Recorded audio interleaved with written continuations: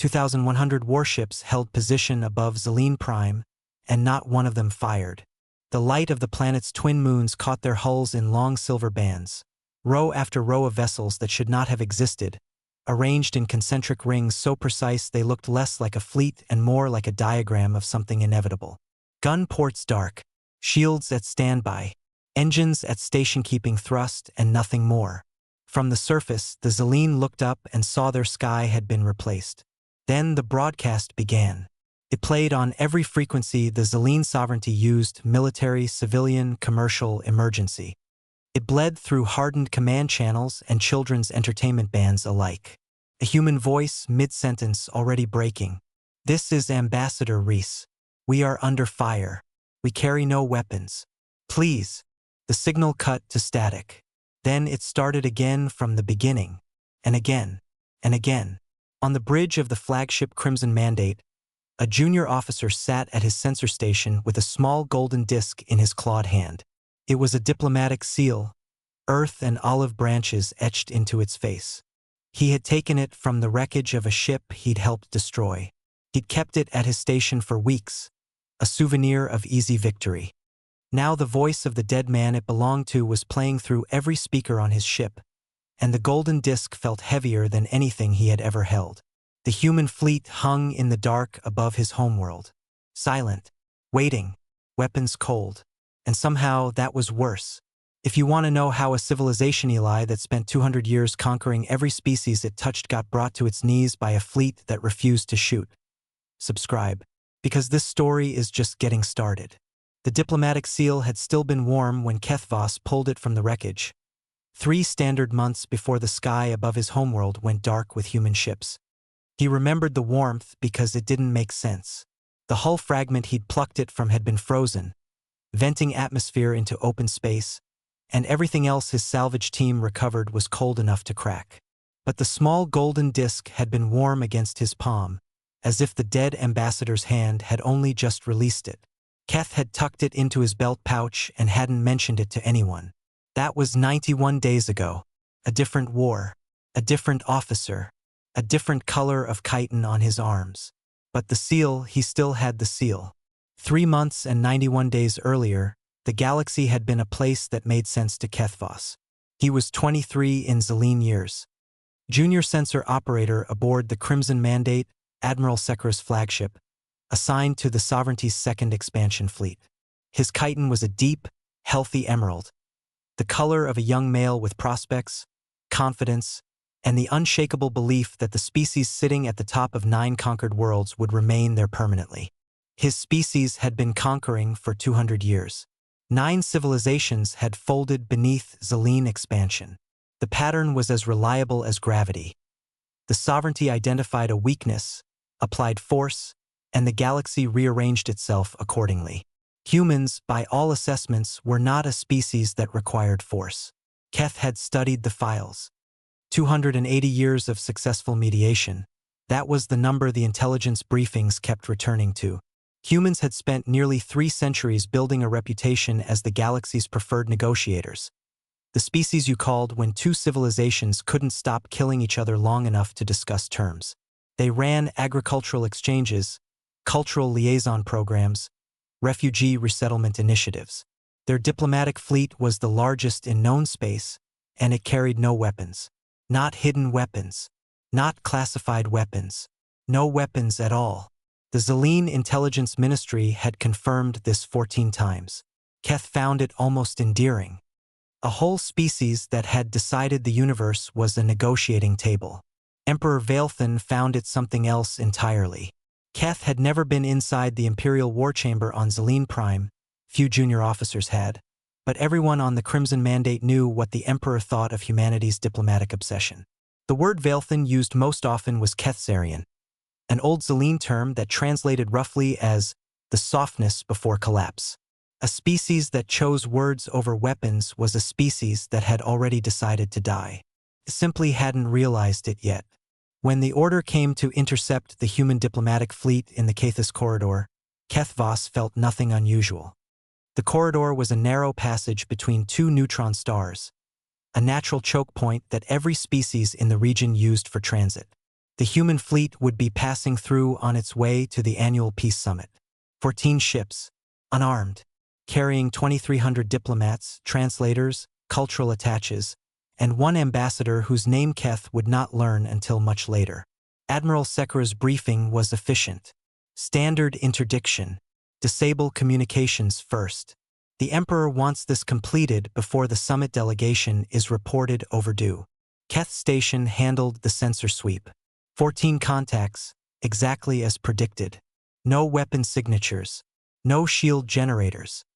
The ships were running with their transponders active and their hulls unpressurized for combat, because they had never been pressurized for combat. They were transport vessels, conference ships. One of them was broadcasting music on an open channel. The engagement lasted 90 seconds. Keth watched it on his sensor display. 14 green signatures winking out in clusters of 2 and 3 as the Xeline warships fired. The human ships didn't scatter. They couldn't. They had no evasive programming loaded because they had no reason to evade anything. 2 of them attempted to turn, and Keth realized with a small, uncomfortable shift in his thorax that they were trying to shield the others with their hulls. Unarmed ships trying to physically block weapons fire with their bodies. It didn't work. 90 seconds. 14 ships. 2,300 dead. The last transmission came through on an open channel, and because Keth Station handled communications intercept, he was one of the first to hear it. "This is Ambassador Reese. We are under fire. We carry no weapons. Please." The signal ended. Not cut. Ended. The ship carrying the voice simply ceased to exist between one word and the next. Keth Voss logged the transmission, tagged it as a standard final broadcast, and archived it. His chitin was still emerald. His claws were steady. The engagement had been clean, efficient, and exactly what 200 years of Xeline military supremacy looked like when applied correctly. It was only later, after the salvage teams picked through the frozen debris field and Keth found the small golden disc with its engraving of a blue-green world and 2 curved branches, that he felt something he couldn't immediately classify. Not guilt. Not yet. Just a sensation in his lower thorax, near the nerve cluster that processed spatial dissonance. The feeling that something was shaped wrong. He pocketed the seal and returned to his station. 16 hours later, every human signal in the galaxy went dark. Keth noticed it on his sensor board first, a cascade of dropouts spreading across the communication grid like a wound closing. Human commercial frequencies, gone. Diplomatic channels, gone. Agricultural station telemetry, cultural exchange broadcasts, even the music streams that human ships left running on open channels as a courtesy to nearby traffic, all of it everywhere at once. Silence. Not the silence of a defeated species. Keth had monitored 9 conquered civilizations, and he knew what defeat sounded like on a sensor board. It sounded like fragmentation, signals scattering, frequencies doubling over each other in panic, distress calls layering until they became noise. This was the opposite. This was every human voice in the galaxy stopping at the same moment, as if a single hand had closed a single switch. Coordinated. Total. Intentional. And then carried on the last open Terran military frequency before it too went silent. A voice Keth did not recognize spoke 6 words that his translation software processed without difficulty, but that his mind kept circling back to for reasons he could not articulate. My brother's ship was unarmed. He was smiling when they fired. The frequency closed. The silence held. Keth Voss sat at his station, the golden seal warm in his belt pouch, and for the first time in his life, his emerald chitin flickered. The silence lasted 11 days. Keth Voss counted them. Not because anyone ordered him to, Sekura's bridge crew had operational clocks for that, but because counting gave his mind something to grip while the sensor board stayed empty. 11 days of scanning every frequency the Crimson Mandate could reach and finding nothing. No human distress calls. No refugee transmissions. No scattered chatter from merchant ships or colony outposts or any of the thousands of human installations that had been broadcasting constantly for as long as Keth had been alive. The species that had talked more than any other civilization in known space had stopped talking all at once, and the quiet was so total it made Keth's antennae ache. On the 12th day, Admiral Sekura received a summons to the Imperial War Chamber on Xeline Prime, and because the Crimson Mandate was Sekira's flagship, the entire vessel made the jump. Keth had never been to the homeworld's capital complex. When the shuttle descended through the atmosphere and the war chamber came into view, a structure carved from a single piece of volcanic glass, rising 900 meters above the palace district like a fawn. His chitin brightened to its deepest emerald. Pride. Awe. The automatic response of a young Zelene male in the presence of imperial power. The war chamber's interior was worse. Better. Keth couldn't decide. Holographic star maps covered every wall, floor to vaulted ceiling, so that walking into the room felt like stepping into the galaxy itself. Stars drifted at waist height, nebulae curled around the support columns. And at the center, on a raised platform that put him level with the spiral arm containing Earth's sun, Emperor Vaelthan held court. Keth had seen images. Images were insufficient. Vaelthan was enormous. Half again the height of any Zelene in the room, with 6 arms that moved independently of each other in patterns that seemed to carry meaning Keth couldn't parse. His chitin was not one color. It shifted across his body in waves of deep violet and burning gold, a display that in Zelene biology signaled absolute dominance. No other male in the sovereignty could produce that pattern. Those who had tried had been killed, and their chitin mounted on the chamber walls alongside the ceremonial crests of 9 conquered species. 9 species in 200 years. The trophies ran the full length of the eastern wall. Now, on a small stand near Vaelthan's platform, a new addition. Fragments of a human diplomatic vessel's hull, still scorched, arranged like art. 340 ships, Admiral Sekira reported, standing at the base of the platform with her scarred forelimbs locked behind her back. The scars were old campaigns Keth had only studied in training. Sekira had fought in 6 of the 9 conquests. Her chitin was a permanent dull bronze, the color of someone who had stopped feeling the need to signal anything at all. Mostly patrol class, light armament. Their military doctrine appears to be entirely defensive. Appears. Vaelthan's voice resonated through the chamber, amplified by the architecture. 2 of his 6 arms gestured dismissively. Their military doctrine is non-existent, Admiral. They are merchants and peacekeepers. Without their diplomats, they have nothing.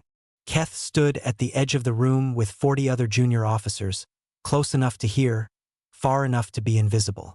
He watched Vaelthan's upper arms spread wide, a Zelene gesture of territorial claim, and the holographic stars shifted to center on human-controlled space. It looked small. 12 core systems, a scattering of colony worlds, trade routes that threaded through other species' territory like borrowed roads. The occupation force will deploy in 3 waves, Vaelthan continued. I want human colonies administered before their silence becomes a diplomatic incident. The galaxy will accept this as stabilization. It was then that Counselor Drith Mavani spoke. Keth had not noticed the old diplomat standing near the eastern wall. Drith was ancient by Zelene standards, thorax plates cracked and faded to the pale gray blue of advanced age, for of 6 arms trembling with a slight palsy that made every gesture look like it was being performed underwater. Drith had served on joint committees with humans for 30 years, the longest continuous diplomatic posting in sovereignty history. Most of the court considered the appointment a polite exile. Drith's views on interspecies cooperation were well known and widely ignored. Your Eminence. Drith's voice was thin but carried the particular clarity of someone who had stopped caring about the consequences of being heard. I must formally advise against this course. Vaelthan's chitin pulsed once. Amusement, Keth thought. Noted, Counselor. Your objection will be archived. It should be more than archived. Drith took 2 steps forward, and the holographic stars passed through the old diplomat's translucent chitin plates like light through cracked glass. I have worked with humans for 3 decades. They are not what this court believes them to be. You do not understand what you have provoked. The war chamber went still. 40 junior officers stopped breathing. Sekira's scarred forelimbs tightened behind her back. Vaelthan leaned forward on his platform. All 6 arms went motionless, the most dangerous signal in Zelene body language. Total focus. What I have provoked, Counselor, is the removal of an obstacle. The humans talked for 280 years. Now they are silent. Silence is the natural state of the conquered. Drith Mavani stared up at the Emperor for a long moment. Then the old counselor's chitin did something Keth had never seen before. It shifted to pure white. Not age-pale. Not faded. White. The color of grief in a species that did not grieve easily. Then this court will learn, Drith said quietly, what the silence of humans actually means. Vailthan waved a dismissal with his lowest left arm. Drith turned and walked out of the war chamber without waiting for formal leave. No one stopped the counselor. No one followed. Keth Voss logged the exchange in his personal notes that evening, not because he was required to, but because the white chitin had unsettled him in a way he didn't have vocabulary for. He wrote, Counselor Drith warned the Emperor. The Emperor was not concerned. I am recording this because I think one of them is wrong, and I do not know which one. He would know soon enough. If you've ever wondered what it sounds like when an empire realizes it miscounted, subscribe and stay close. The numbers are about to change. The weeks that followed were, by every external measure, a triumph for the Zilene sovereignty. Trade Minister Aurelice of the Vanthari Mercantile Union, a species that valued commerce the way Zilene valued conquest, severed all trade agreements with human systems on the first day of the silence. Keth read the official statement on his data feed during a meal break. The Vanthari Mercantile Union considers the Terran Federation diplomatically non-viable and hereby suspends all commercial treaties pending resolution of current hostilities. 47 trade routes closed overnight. The galaxy was already dividing the corpse. The Machine Collective, an AI consortium that provided actuarial analysis for interstellar insurance markets, published its survival probability assessment on day 19. Keth pulled it up on his sensor station because the number was circulating through the crew like a joke. 4.1%. The machines gave humanity a 4.1% chance of surviving as a sovereign entity. The crew of the Crimson Mandate found this generous. Keth found it funny too. He polished the diplomatic seal at his station while he read the report, running his claw tip along the engraved olive branches. The golden disc had become a habit, something to fidget with during long shifts. Other officers had their own trophies from the diplomatic fleet debris. Sekara had said nothing about it.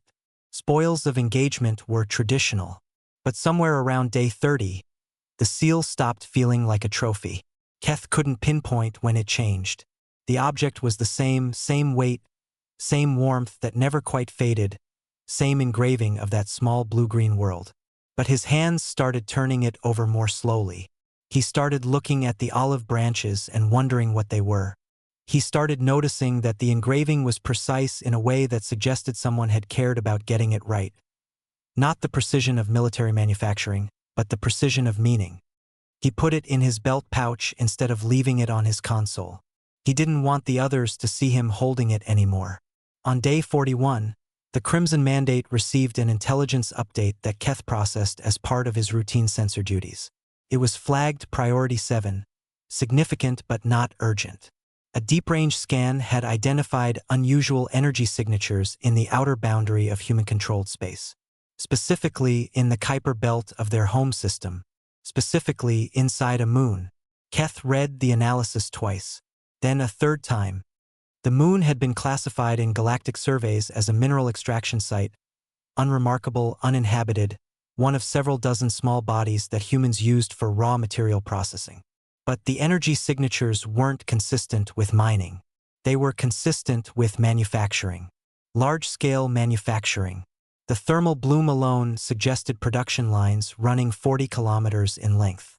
The intelligence addendum noted that similar energy signatures had been detected at 6 other locations across human territory. All had been previously classified as agricultural exchange stations, scientific outposts, or civilian infrastructure. Keth flagged the report for Admiral Sekara's review and returned to his scanning rotation. His chitin had not yet changed from emerald, but his lower thorax, the nerve cluster that processed spatial dissonance, had begun to hum again. The same frequency as the day he'd found the seal. The shape of something wrong.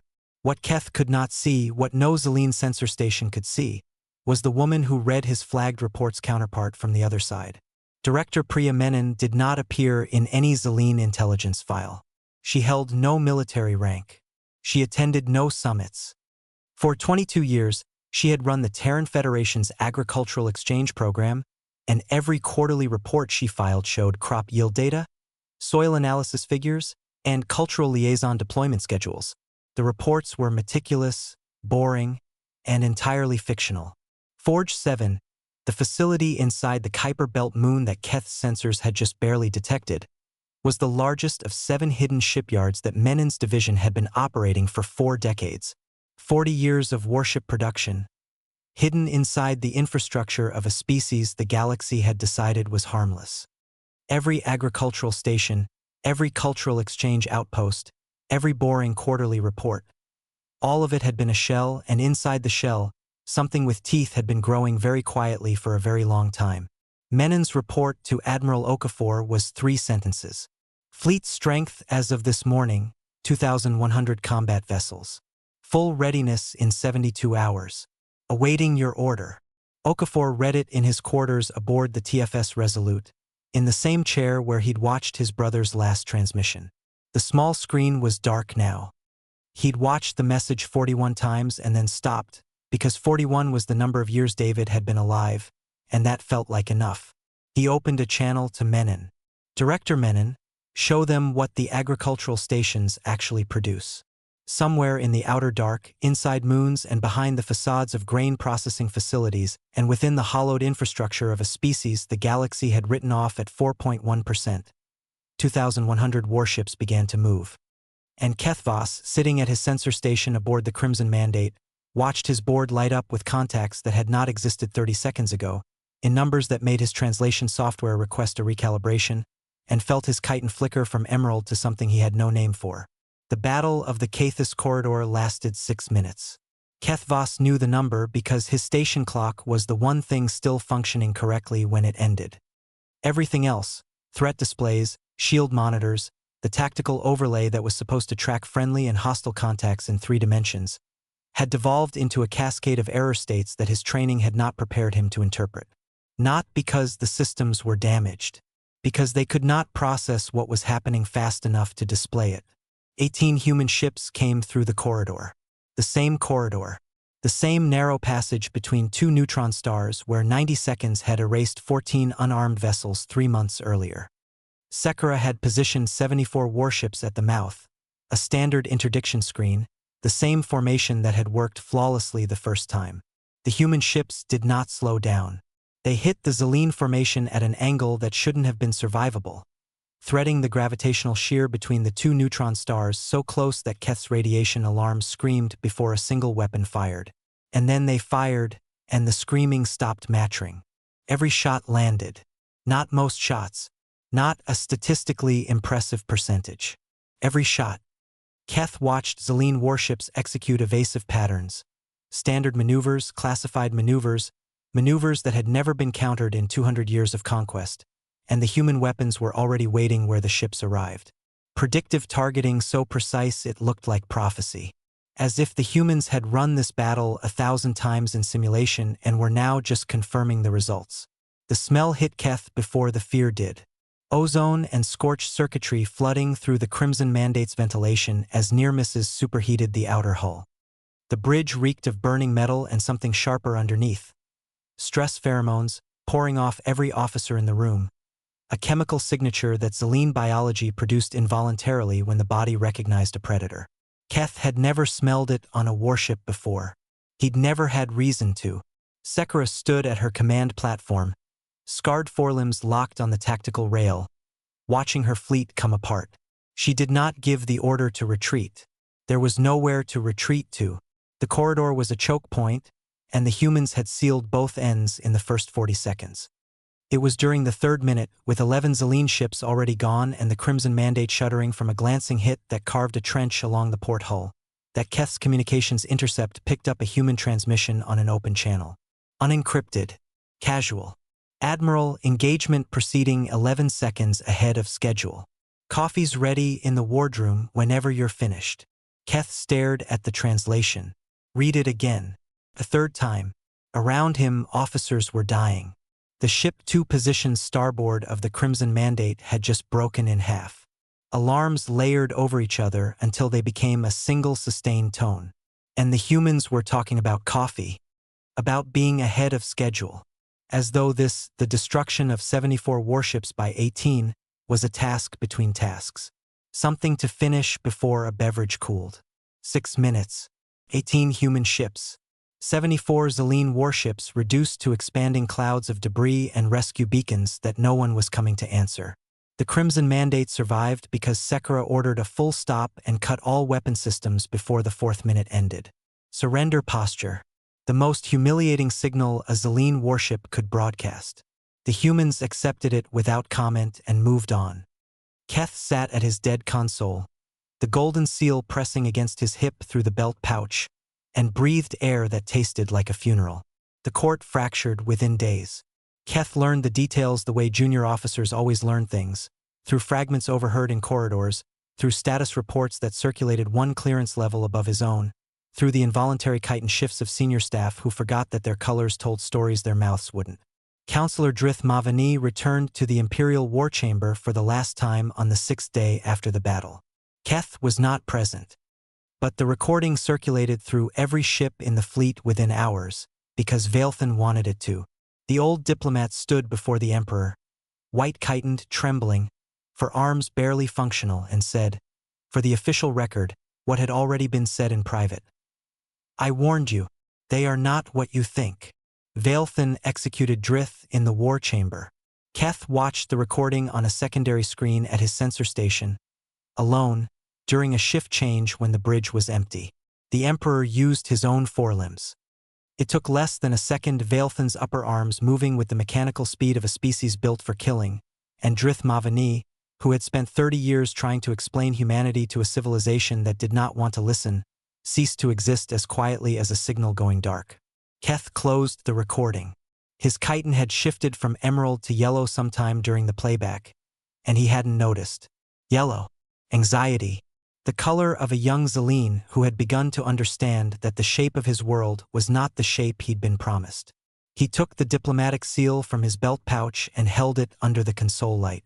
Earth and olive branches. The symbol of a species that had spent 280 years offering peace and had been building warships inside moons the entire time. He put it back. His claws were shaking. The reassessment came from Admiral Sekira's intelligence team, and when Keth processed the report through his station, the numbers made his antennae flatten against his skull. Forge 7. The facility inside the human moon. Not a mining operation. A shipyard. Production lines running 40 kilometers through hollowed rock. Building warships that appeared in no database, no survey, no intelligence file. And Forge 7 was one of 7. 7 hidden facilities, 40 years of construction, 2,100 combat vessels that the galaxy's most comprehensive intelligence apparatus had classified as grain silos and cultural exchange centers. Sekira summoned her senior staff.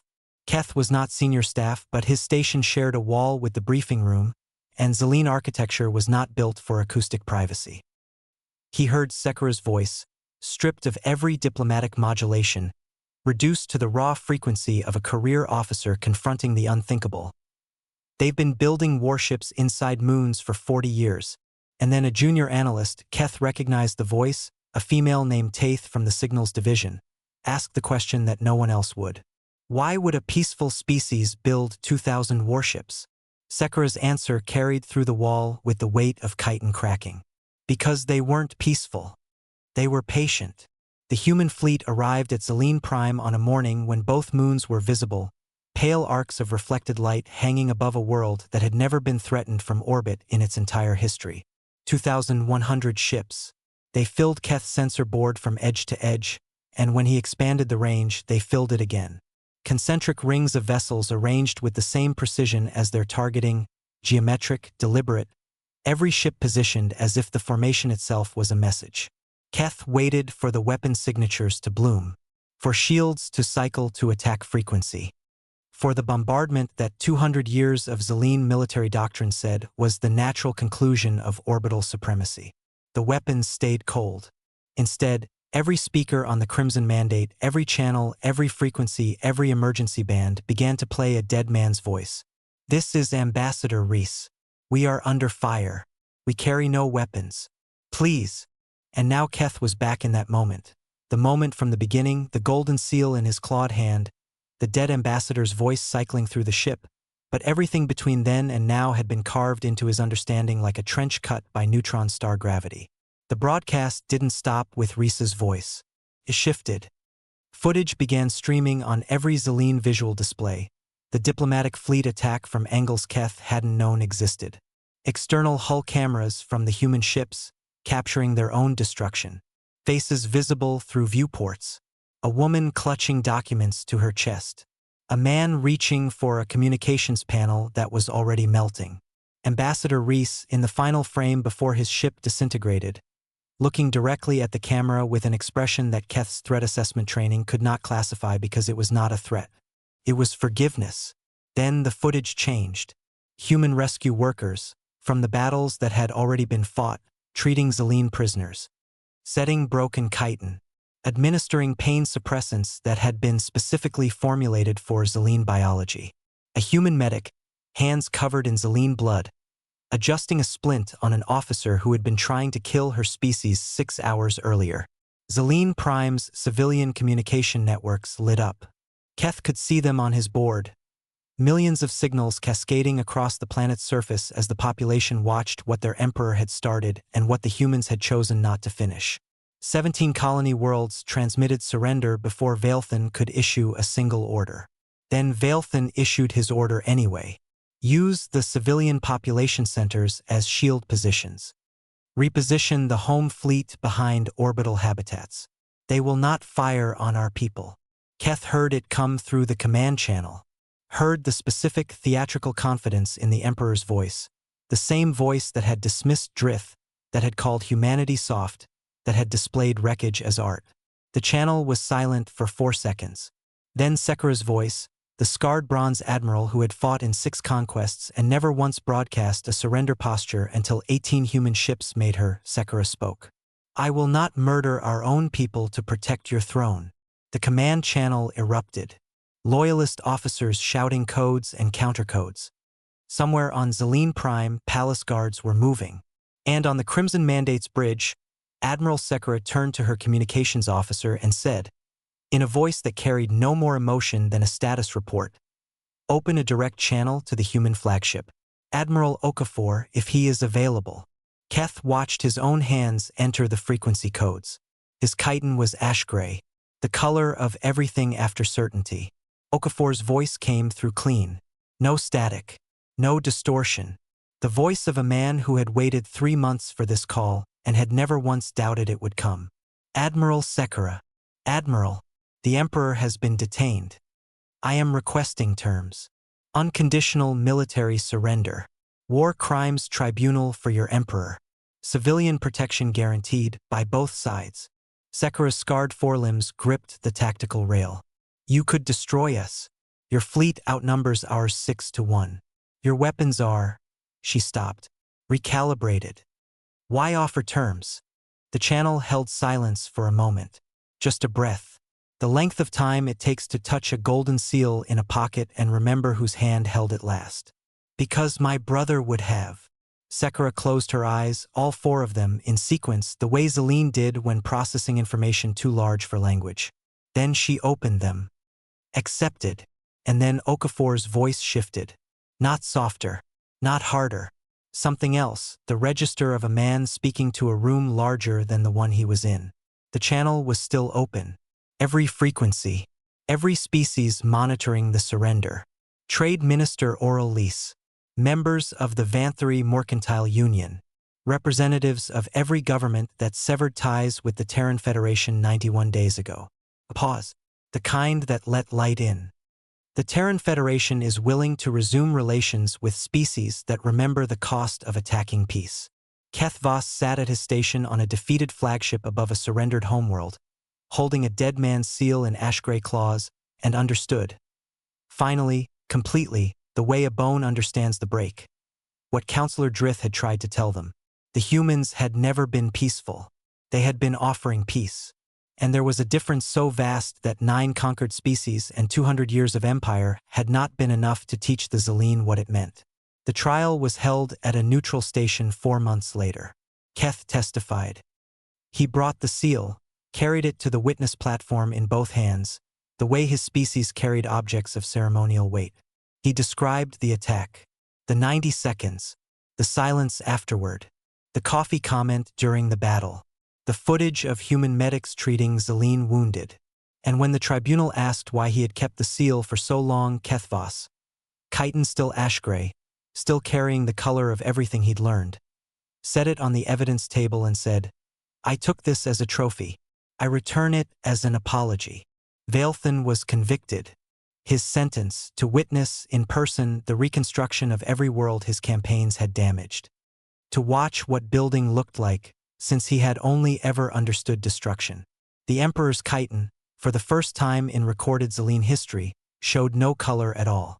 3 years later, Kethvos returned to the Cathis corridor. The neutron stars were the same, twin gravity wells spinning their endless rotation, bending light into ribbons that made the eye unsure of distance and direction. But between them, where frozen wreckage had once drifted in silence, a station hung in the dark, new, clean, its atmospheric processors so fresh that the air inside tasted faintly of mineral coolant and something Keth's senses read as almost sweet, the chemical signature of construction materials that hadn't yet absorbed the scent of the people who would fill them. The Reese Memorial. They had named it for the dead ambassador. Keth had known they would. He had also known, though no one told him directly, that they would mount the seal at the center of the main hall. He had carried it himself to the tribunal evidence table. He had placed it in human hands and said what he needed to say and walked away with claws that did not shake for the first time in months.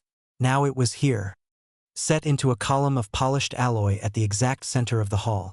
A small golden disc with a blue-green world and 2 olive branches that Keth finally understood were not decorative. They were an offer. They had always been an offer. Below the seal, an inscription in 17 languages, one for each colony world that had surrendered before a single shot was fired at Zelene Prime. He offered an open hand. They chose war. We chose to finish it. Keth read it in his own language first, then in the human standard script he had taught himself during the reconstruction.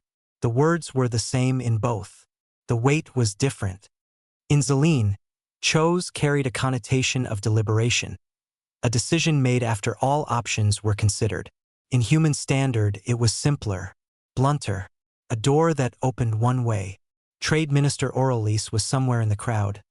Keth had caught a glimpse of Vanthari robes near the far entrance, moving with the particular hunch of a species that had come to renegotiate and discovered there was nothing left to negotiate from. The Vanthari had cut their trade agreements on day 1.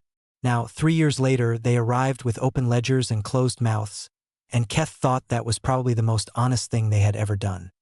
Admiral Okafor was already at the memorial window when Keth found a place to stand along the observation rail. The human was 57 now, and the 3 years between the war and this moment had settled into his face as a kind of stillness that Keth recognized. Not peace, not grief, something past both. The expression of a person who had finished carrying something and set it down and was now looking at what lay beyond it. Through the window, the new diplomatic fleet was launching. 12 ships, bright-hulled and smooth, moving in formation toward the corridor's exit. And behind them, flanking, unhurried, close enough to be a statement, 4 warships with gun ports visible and running lights on. Diplomacy, escorted this time. An open hand, backed by everything it had cost to learn that open hands needed backing. Keth watched the ships shrink against the stars. His chitin had grown back, over the months, from ash-gray to a color he didn't have a Zelene word for. Not emerald. Not the young confidence of a junior officer who believed the galaxy made sense. Something quieter, harder, closer to the bronze of Admiral Sekara's scarred plates.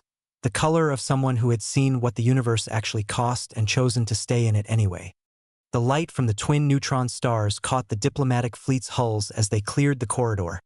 And for a moment brief, silent, unrepeatable, each ship burned white gold against the dark. Bright as a seal pressed into the hand of a galaxy that was only now learning how to hold it. If that seal could speak, what do you think it would say? To the ones who broke it or to the ones who brought it home? Subscribe and stay for tomorrow's story. Some debts take longer than 3 years to settle.